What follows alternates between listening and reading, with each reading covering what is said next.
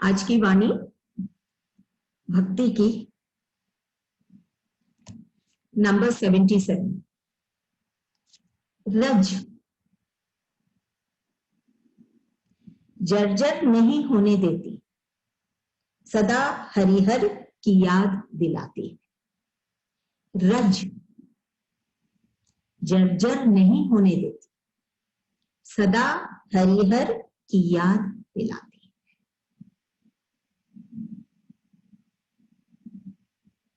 रज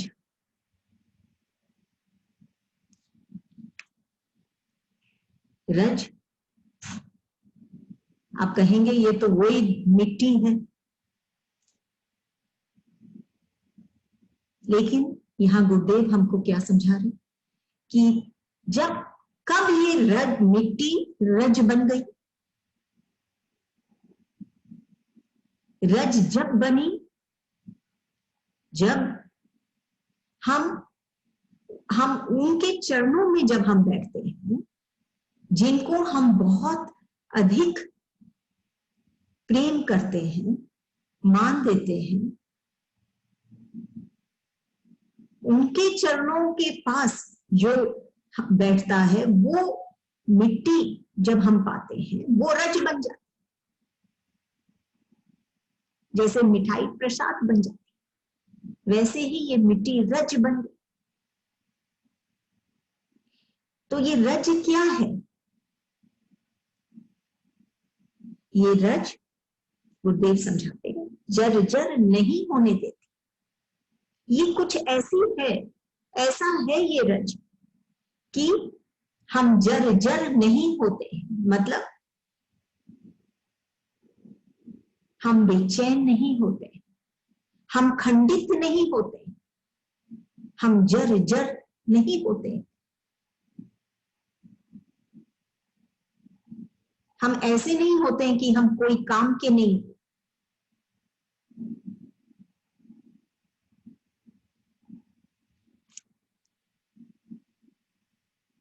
जो रिश्ता बहुत गहरा होता है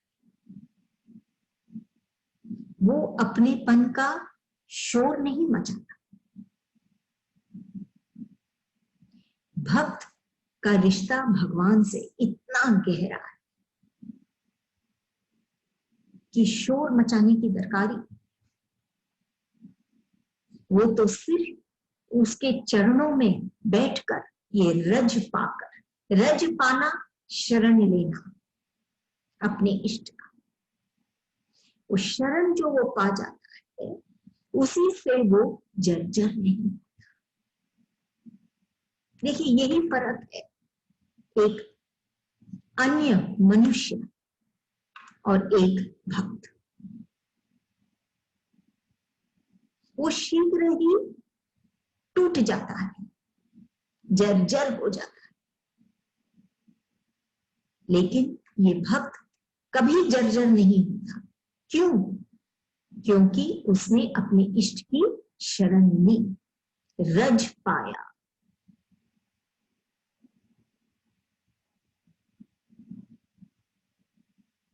ये मिट्टी जो मिट्टी के समान थी, उसके लिए रज बन गई।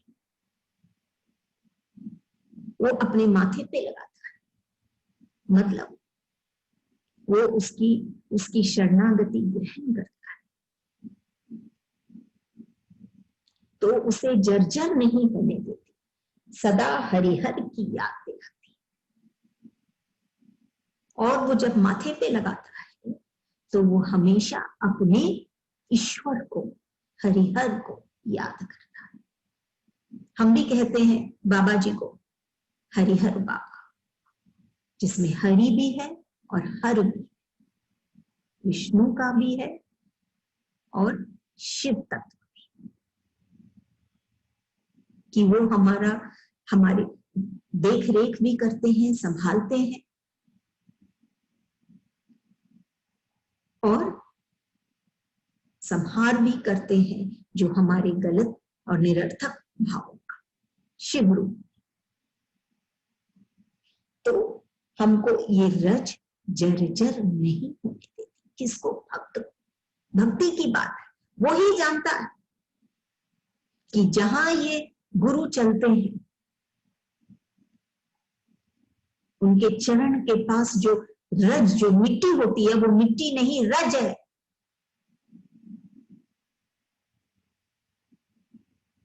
और वो एक ऐसी चीज है जो निरर्थक नहीं है, जो बेमोल नहीं है मिट्टी के जैसे, बल्कि वो उसको धनवान बना देती है, उसके जीवन को उत्साह से भर देती है, हरिहर की याद दिलाती है।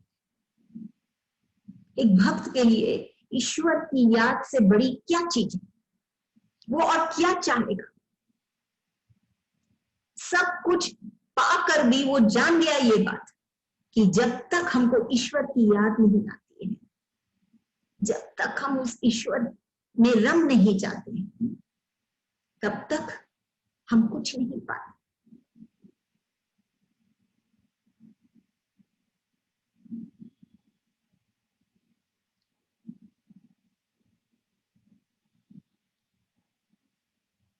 वो सीख जाता है कैसे जीना इस संसार में।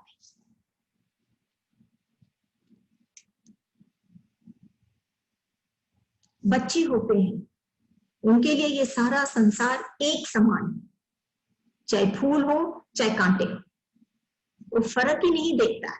देखते हैं बच्चे कभी खुश, वो सिर्फ और सिर्फ अपने इष्ट या मां पर निर्भर है।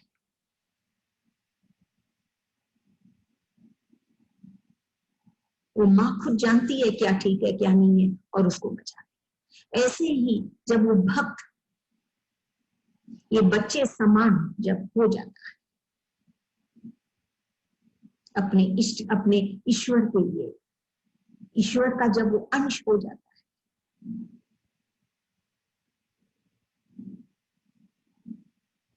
उसकी चरणों की मिट्टी की रज से जब ये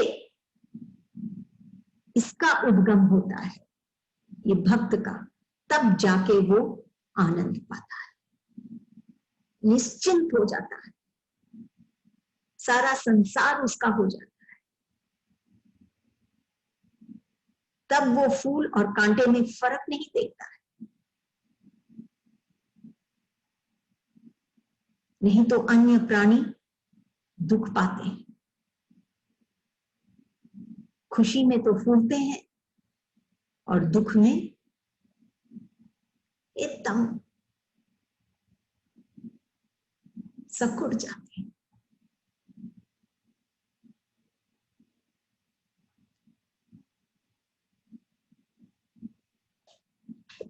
रज जर्जर नहीं होने देती।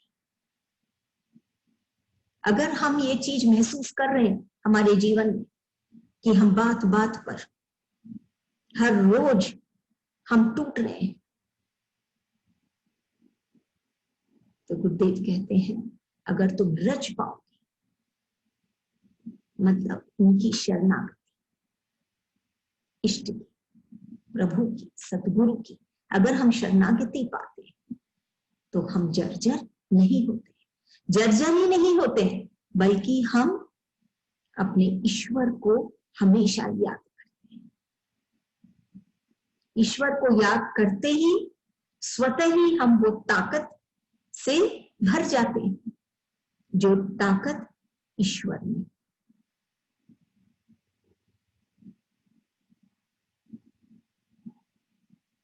हमको धर्म से प्रभावित नहीं होना है,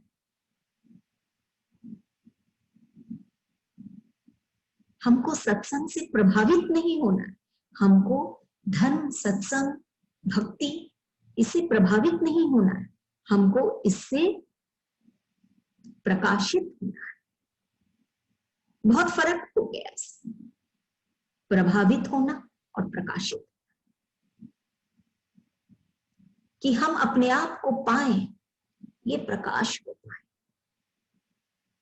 बिना प्रकाश के क्या जीवन। और कोई ऐसी समस्या नहीं है जो इतनी मुश्किल है उसका हल, जितना हम उसको मान लेते हैं या बना देते हैं। क्योंकि कभी हम देखेंगे अंधेरा होता है रात में, उस सूर्य उदय होने से कभी उसको रोक पाया है? नहीं। जितना ही अंधेरा क्यों ना हो, प्रकाश तो होना ही है, वो उसको रोक नहीं पाया। प्रकाशित तो होके ही रहा है ये संसार। ऐसे ही जितनी भी हमारे भीतर में समस्याएं हैं या ये अंधकार है, इतना क्या बोलते हैं, इतना ज्यादा इसमें वो बात नहीं है कि प्रकाश को आने से वो रोक पाए।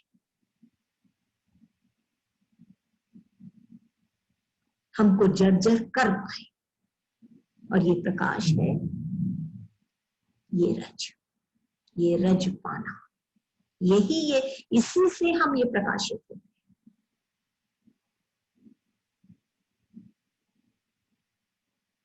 और हमेशा हम अपने इष्ट, ये जो बात है सदा हरिहर की याद दिलाती, ये रज हमको दूर नहीं होने देती। फिर भी कभी कभी क्यों हम तुझको दूर पाते, क्योंकि जब हम ये रज से दूर होते हैं, जब हम अपने इष्ट से दूर, ये रज हम ये जब शरण ले लेते हैं ना, तो हम दूर होते ही नहीं, हम बस जाते हैं उसकी नगरी।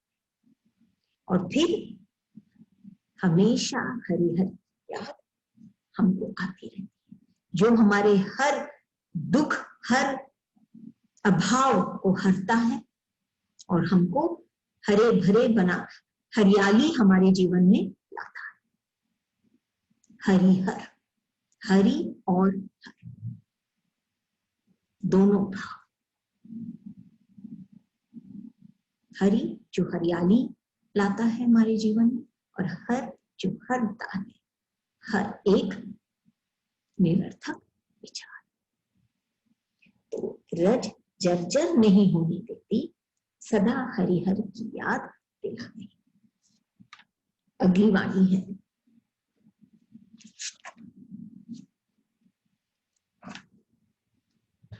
भक्ति की नंबर 78। मेरी भी एक हस्ती थी, मेरी भी एक हस्ती थी, जब मैं मस्त चला करता था। एक दिन तुमने कहा मस्ती ये नहीं, मस्ती कुछ और, इस ओर नहीं उस ओर, तेरी ओर नहीं मेरी ओर, तुझ में नहीं मुझ में।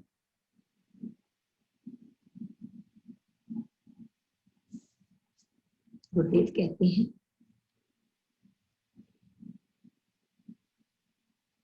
ये जो भ्रम हम पाल रखे हमारे भीतर कि मस्ती क्या है,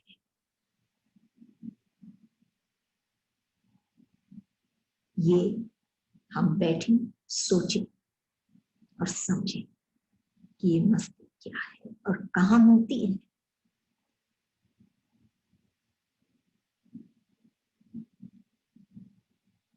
हम सोचते थे कि मेरी भी एक हस्ती थी जब मैं मस्त चला करता था, कि बहुत लोग हैं इस संसार में जो बहुत मस्त, उनको लगता है उनके पास सब कुछ है और वो बहुत मस्त होके विचरण कर रहे हैं। देखिए, जब तक हम चखते नहीं है ना कोई चीज को, जब तक हम अनुभव नहीं करते हैं, तब तक हम जानते ही नहीं। हम इसी कोई मस्ती समझे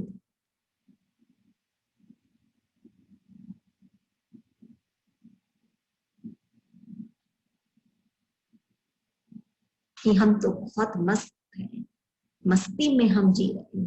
हमारे पास तो सब कुछ है। मेरी भी एक हस्ती है, सब कुछ है मेरे पास, मैं बहुत मस्त हूं। तब गुरुदेव कहते हैं एक दिन तुमने कहा मस्ती ये नहीं, मस्ती कुछ और है। तब गुरुदेव कहते हैं ये तो मस्ती नहीं, मस्ती कुछ और है। एक और इस और नहीं उस और है कि मस्ती बाहर में नहीं, तेरे भीतर। ये जो तुम बाहर का सब कुछ पाए हो, ये हस्ती जो तुम पाए हो, मस्ती यहां नहीं। मस्ती इतनी सस्ती नहीं।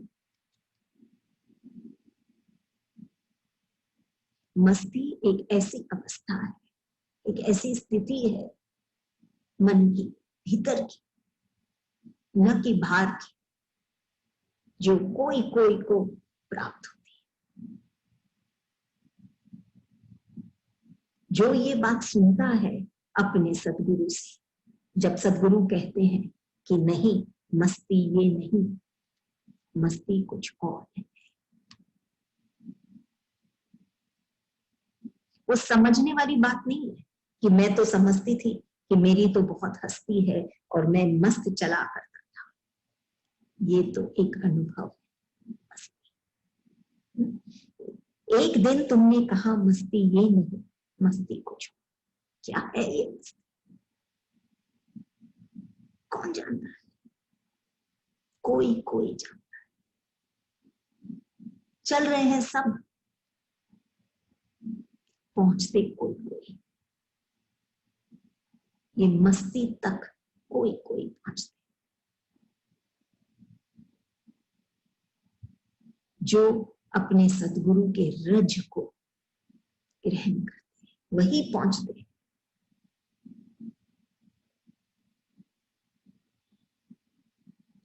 इस ओर नहीं उस ओर है कि ये मस्ती ऐसा नहीं, इधर नहीं उधर है, ये बाहर में नहीं कि संसार की हम सब कुछ हम पा लिए तो हम बहुत मस्त है। उस ओर है, आपके भीतर है। आपका वो डायरेक्शन ही रॉन्ग है। आप मस्ती की तरफ जो आप जा रहे हैं वो पथ ही गलत है, डायरेक्शन ही रॉन्ग है, सफर ही गलत है। इस ओर नहीं उस ओर है, तेरी ओर नहीं मेरी ओर है। कि अगर ये मस्ती कहाँ है, इष्ट की ओर है। क्योंकि बाहर में हम अगर कुछ पाते भी हैं ना, तो उतनी ही शीघ्रता से कभी कभी हम उसको खो भी देते हैं। लेकिन जब हम इष्ट की ओर जाते हैं तो भगवान हमको जो देते हैं, सदगुरु या प्रभु हमको जो देते हैं, वो हम कभी नहीं खोते।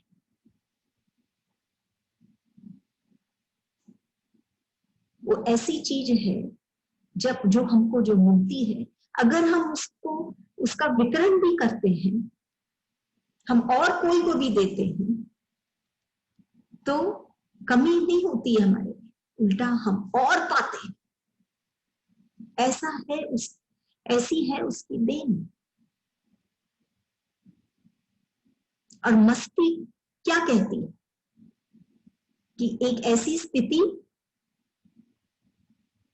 जहां सब कुछ बहुत अच्छा है, लेकिन वो तभी होगा जब भीतर में हमारे सब कुछ बहुत अच्छा होगा। तेरी ओर नहीं मेरी ओर है, और भीतर में सब कुछ अच्छे होने के लिए हमको गुरु की ओर जाना होगा,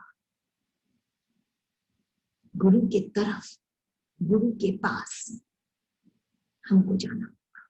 जब हम वहां जाएंगे तो हम जानेंगे मस्ती क्या है।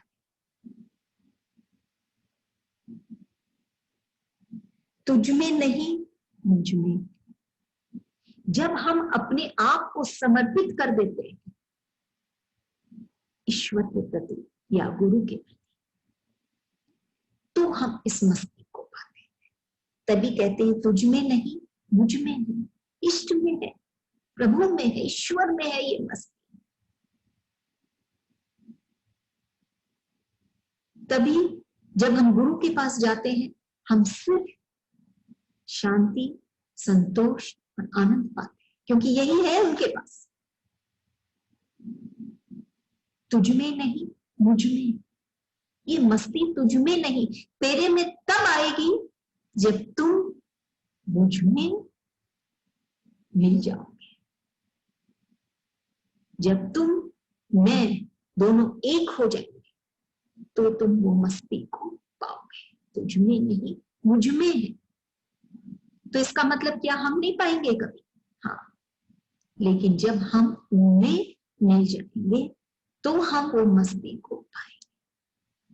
गुरुदेव बोल रहे हैं कि देखो इतना कुछ और है इस संसार में, सिर्फ ये बाहर का ये धन और ये नहीं है प्रधान, और इससे तुमको मस्ती सिर्फ इसी के कारण तुम अगर मस्त हो रहे हो तो तुम जानते ही नहीं हो कि मस्ती वास्तव में क्या है।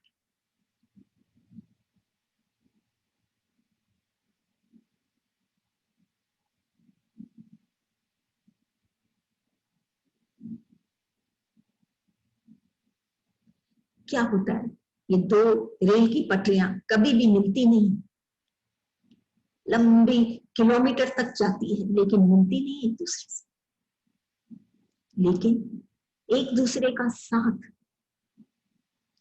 पाना भी कोई कम नहीं।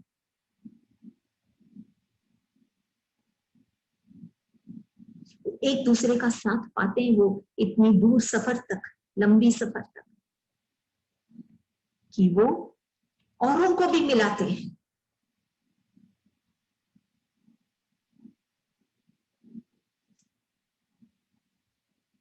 तब सब गुरु कहते हैं मस्ती की बात है पूरी वाणी, भक्ति के बाद आती है ये मस्ती। पहले व्याकुलता, तड़प कि मैं चाहता हूं, मैं तुझसे मिलना चाहता हूं, तो मुझे दिख, तू मेरे पास आ, मैं नहीं जी पा रहा हूं ऐसे, मैं क्षणिक सुख से मैं खुश होने वाला नहीं, मैं तुझे चाहता हूं। ये व्याकुलता आई, भक्त बना, भक्त से वो मस्त बनना चाहता, कि भक्ति तो है, उसको प्रेमी भी मिल गया है, ईश्वर भी मिल गया है, लेकिन अभी ये मस्ती नहीं है। तब ईश्वर सदगुरु समझाते अगर तुमको ये मस्ती चाहिए, मस्ती मतलब जहां कोई अभाव नहीं, अगर ये मस्ती चाहिए तो जिस राह पे तू चल रहा है वो गलत है, उस ओर नहीं इस ओर है, तेरी ओर नहीं मेरी ओर। तुम खुद चलोगे, तुम खुद इसको कमाने की कोशिश करोगे तो नहीं होगा, मेरी ओर चलो, स्वतः ही तुम माला माल हो जाओगे इस मस्ती से। जैसे कहते हैं ना, जो बात दवा से नहीं हो सकती है वो दुआ से, ऐसे ही जब कोई सच्चा सदगुरु मिल जाता है तो बात खुदा से होती है। जब हमको सदगुरु मिल जाते हैं ना तो बात खुदा से होती है, ईश्वर से। ऐसे है ये सदगुरु जो हमको वो मस्ती में ले आते हैं, जो मस्ती थी हमारे भीतर लेकिन भ्रम का पर्दा था, हम समझ नहीं रहे थे कि वास्तव में मस्ती क्या है। ऐसे ही जब सदगुरु मिले तो बात खुदा से होने लगा, हम उस मस्ती में जीने। अगली वाणी है 79 भक्ति की। ये किसकी धूप? सूर्य की? सूर्य की नहीं, ज्ञान की। सुगंध सुमन की नहीं, सुमन की। मैंने तुम्ही में अपने को खोया है। कंप्लीट समर्पण एक भक्त का। वो अब समझने लगा है, वो भक्ति में रमने लगा है, वो अपने इष्ट का अनुभव करने लगा कि ये सारा संसार प्रकाशित किससे है? सूर्य से। एक दिन सूर्य का उदय नहीं होगा तो क्या होगा? अंधकार में हम एक दूसरे से टकराते रहेंगे।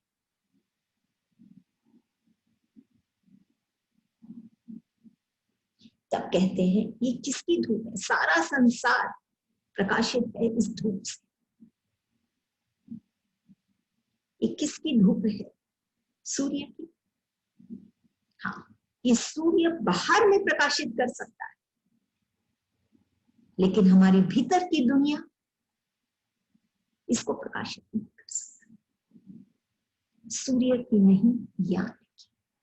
सबसे पहले हम ये समझें कि एक दुनिया बाहर है और एक दुनिया हमारे भीतर। सब कुछ है हमारे भीतर जो बाहर है। वही फूल, वही सुगंध, वही महक, वही बहना, वही आकाश, शून्य गगन, सब कुछ हमारे भीतर जो बाहर में। तब कहते हैं कि ये किसकी धूप है? सूर्य की। सूर्य तो बाहर में प्रकाशित कर रहा है, लेकिन सिर्फ उससे कुछ नहीं होगा। जब तक हमारी भीतर की दुनिया भी प्रकाशित नहीं होगी, तब तक हमको नहीं दिखेगा। हम अंधेरे में रहेंगे, प्रकाश में होकर भी हम अंधेरे में रहेंगे। तब कहते हैं सूर्य की नहीं, ज्ञान की। ज्ञान एक ऐसी चीज है जो हमारे भीतर को प्रकाशित करती है।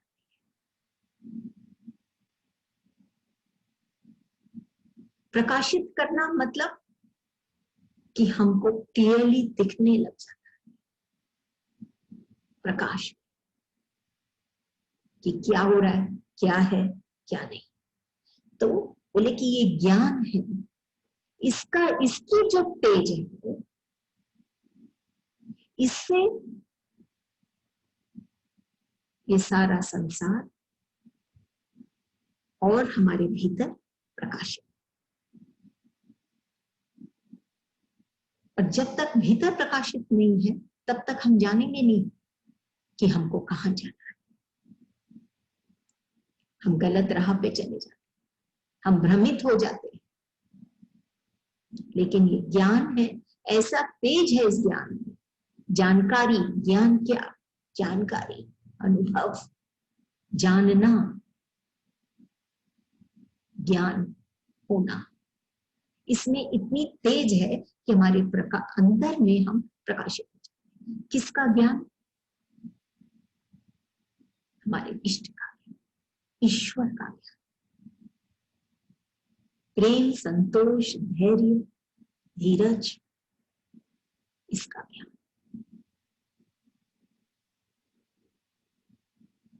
कि तू ही है,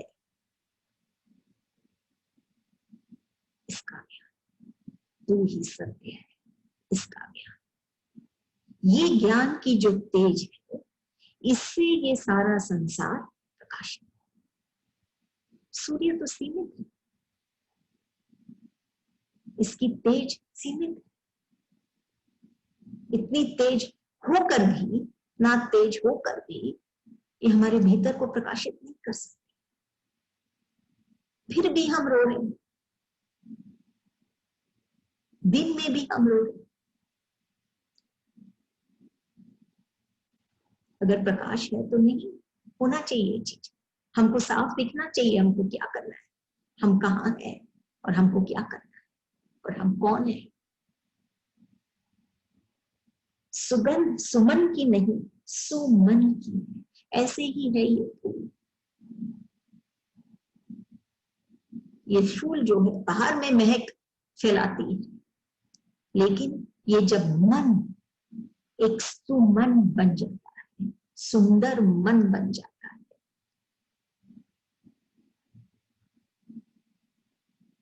ये मन वही, जब उसमें वही निर्मलता, कोमलता, वही रंग,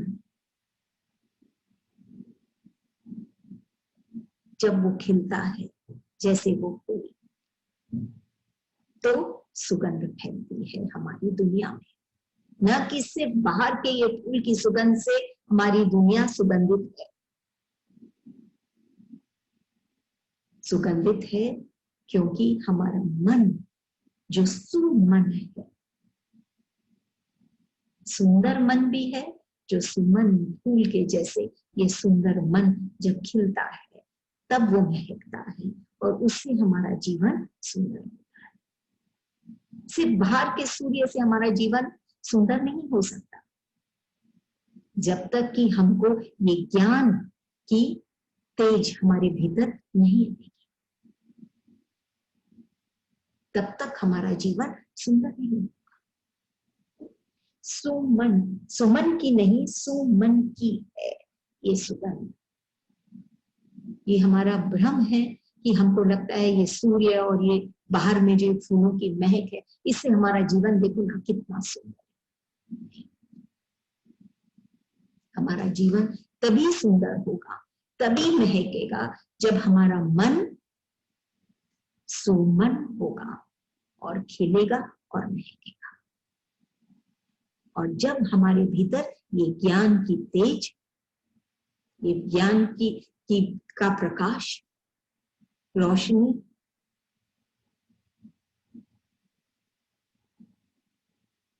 हमारे भीतर जब आएगी, तब हमारा जीवन प्रकाशित होगा। मैंने तुम्हीं में अपने को खोया। ये लाइन बहुत, ये पाठ बहुत सुंदर है कि वो भक्त बोलता है कि मैंने तुम्हीं में अपने को खोया। कि जब वो अपने इष्ट से मिल जाता है तो वो एक हो जाता है उस इष्ट से, उसी में समा जाता है जैसे वो नदी सागर में। फिर उसको खोजना इम्पॉसिबल, वो उसी में खो गई, उस सागर में ही खो गई।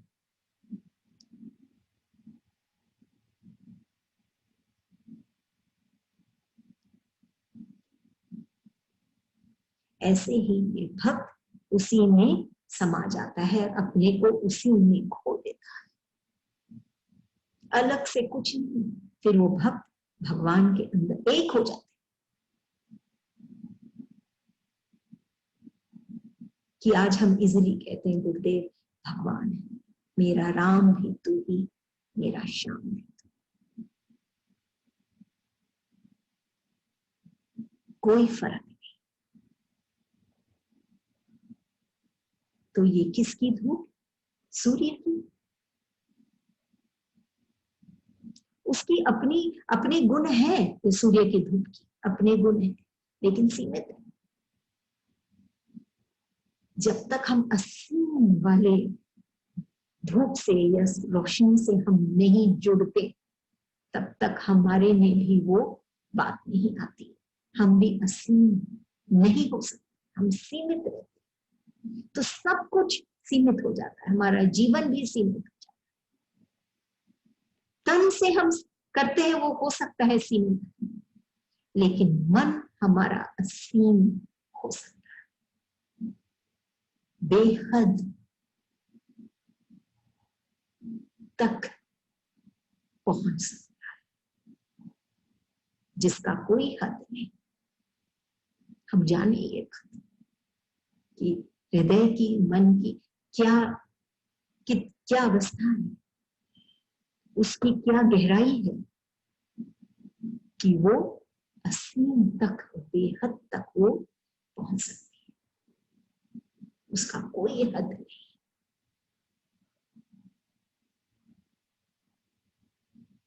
सुगंध भी सुमन की नहीं, सुमन की। सूर्य की तुलना ज्ञान से की गई और फूल की तुलना मन से की।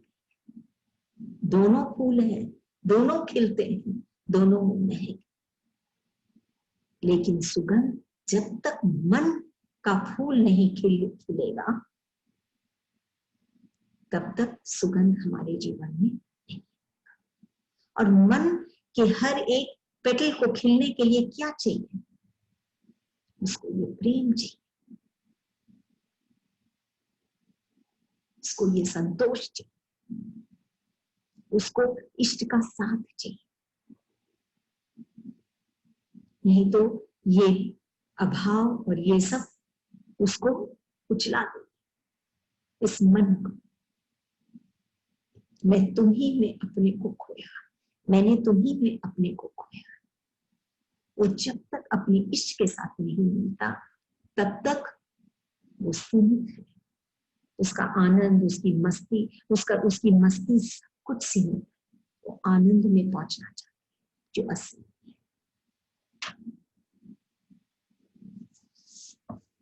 लास्ट वाली वाणी नंबर 80 भक्ति की। शक्तिधारी शक्ति खींचता है और देता है। आश्चर्य।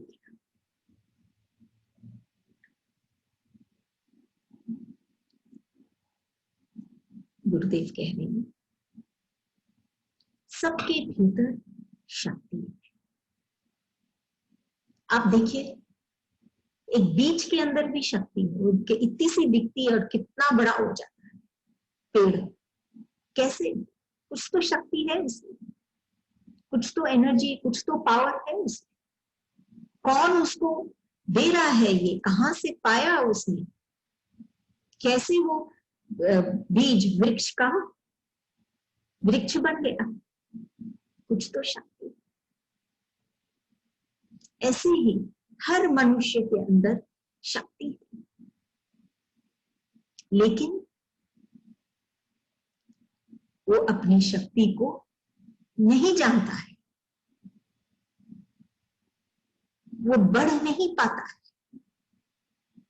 वो रुक जाता है।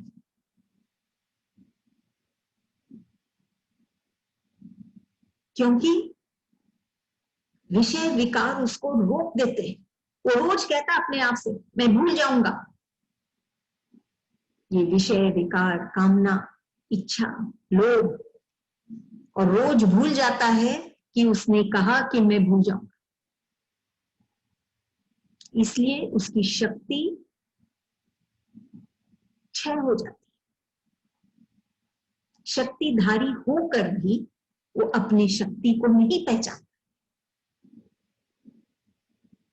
और दुख पाता है संसार। लेकिन कोई कोई जिन्हें हम संत कहते हैं, जिन्हें हम गुरुदेव कहते हैं, गुरु कहते हैं, वो लोग क्या है? उनमें क्या फर्क है? वो लोग शक्तिधारी हैं और उन लोग शक्ति खींचते हैं और देते हैं। भगवान की जो शक्ति है वो स्वतः ही वो पाते हैं। शक्ति खींचता है, शक्तिधारी शक्ति खींचता है। वो इष्ट से, वो भगवान से इस शक्ति को पाता है। वो भगवान उसको वो शक्ति दे देते हैं, जो अपने आप को इस शक्ति का जिसको आभास है, वो नहीं जो भूल गया अपनी शक्ति को, लेकिन जिसको आभास है, जो भक्त है, उसको अनुभव है, उसको आभास है, उसने प्रेम किया है ईश्वर से, तो उसको पता है कि उसके अंदर जो शक्ति है उसका उसको ख्याल है। और ऐसी है ये शक्ति कि ईश्वर स्वतः ही उसको ये शक्ति देते। बोलते ना वो शक्ति खींचता है अब किस में क्या बात है पता नहीं। शायद ये शक्ति एक मैग्नेट के जैसे है इस संत में, इस गुरु में, कि ईश्वर की शक्ति को वो खींचता है।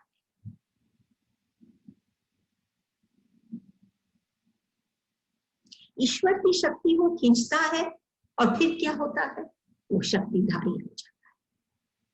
शक्तिधारी जब वो हो जाता है तो फिर वो शक्ति देता है। जो उसके पास जाता है वो भी उस शक्ति का अनुभव करता है। तभी तो जब एक संत हमारे बीच में आते हैं, एक गुरुदेव आते हैं, तो कितने अनेक इस भक्ति में ओतप्रोत होते हैं, इस शक्ति को पहचानने लग जाते हैं जो उनके खुद के भीतर, वो शक्तिधारी हो जाते हैं। कितने भक्त हो जाते हैं और उनकी ये जो शक्ति है वो उनमें ये ताकत है कि वो शक्ति ईश्वर से खींचते हैं, या आप ये कह सकते हैं ईश्वर उनको देते हैं। और जब वो शक्ति खींचते हैं तब वो देते भी वही है उनके पास ये शक्ति।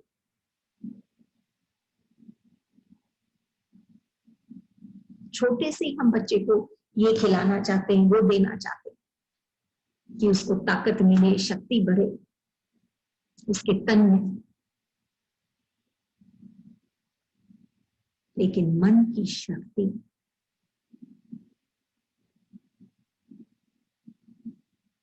उस मनुष्य को कहां से कहां पहुंचा देती है। मनुष्य से उसको भगवान ही बना देती है। ऐसी है ये मन की शक्ति। और जो ये मन की शक्ति को पाता है वो शक्तिधारी, वो शक्ति खींचता है स्वतः ही और शक्ति देता है। जो उसके संपर्क में आते हैं उसको भी वो शक्ति प्रदान करता है। तभी कहते हैं गुरु तो ऐसे होते हैं जो अपने ही जैसे बना देते हैं।